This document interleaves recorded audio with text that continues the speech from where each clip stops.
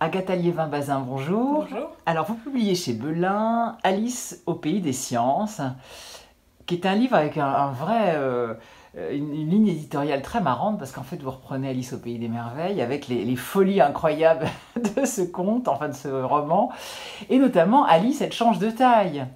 Et donc, à chaque fois, vous allez expliquer en quoi, dans la nature, on retrouve des choses comme ça. Alors, Alice change de taille, mais est-ce qu'il y a des animaux qui changent de taille? Alors oui, c'est vrai que globalement, toutes les bizarreries qui ont inspiré Lewis Carroll, quand on creuse un peu, on se rend compte qu'elles existent pour de vrai. Alors dans les changements de taille et les changements même plus profonds, il y a tous les animaux qui se métamorphosent, que ce soit, on a tous vu les têtards qui deviennent des grenouilles, et c'est quand même un changement assez incroyable, hein. Elles passent d'un stade où elles mangent des plantes dans l'eau à des animaux qui deviennent plus aquatiques et qui vont manger de la viande, c'est un changement énorme, tous les papillons, etc. Mais il y a aussi des animaux qui, une fois adultes, peuvent changer, devenir plus grands, modifier leur couleur, leur aspect. Moi j'aime beaucoup parler d'un petit oiseau qui est un petit hibou, qui s'appelle le petit duc à face blanche.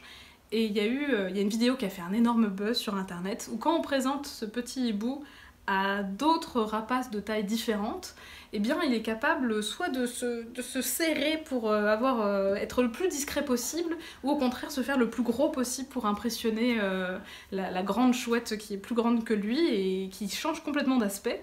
Donc comme un chat qui fait le gros dos, mais en version hibou et beaucoup plus impressionnante. Et il gonfle ses plumes, c'est ça? Il gonfle ses plumes, il étend ses ailes, il ouvre grand ses yeux, alors que quand au contraire il se referme sur lui, on dirait presque qu'il se drape comme un vampire dans sa toile, on voit plus ses yeux, il est tout fin, il se fait le plus élancé possible.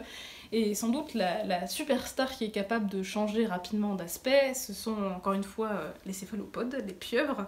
Il y a une pieuvre qu'on appelle la pieuvre mimétique, et en fait on s'est rendu compte qu'elle pouvait copier la façon de se déplacer d'autres animaux. Elle peut se mettre à ressembler à une rascasse, par exemple, elle va mettre ses tentacules de manière à imiter la façon dont se déplace la rascasse.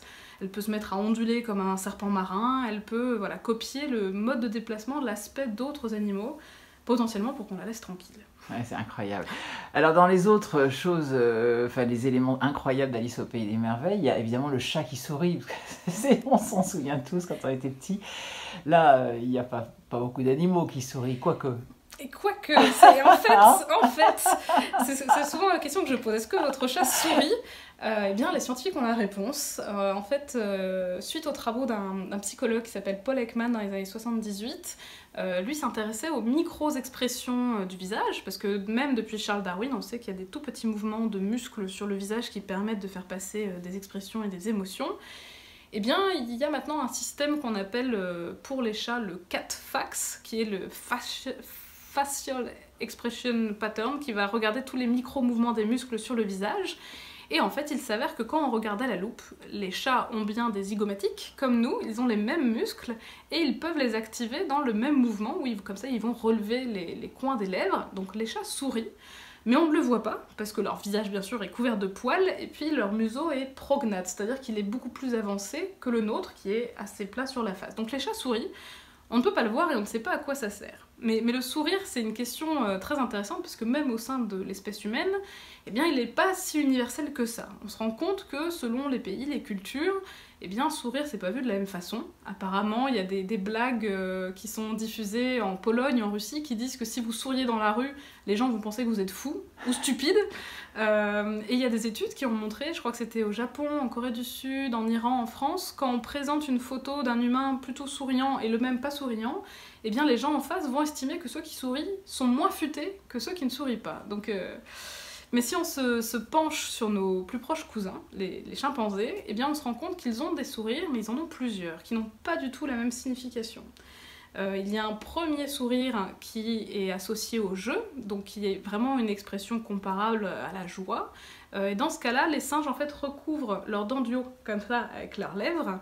Et souvent c'est associé au rire, car les chimpanzés rient. Donc ils font un son comme ça avec l'air qui est expiré, qui ressemble un petit peu à nos éclats de rire.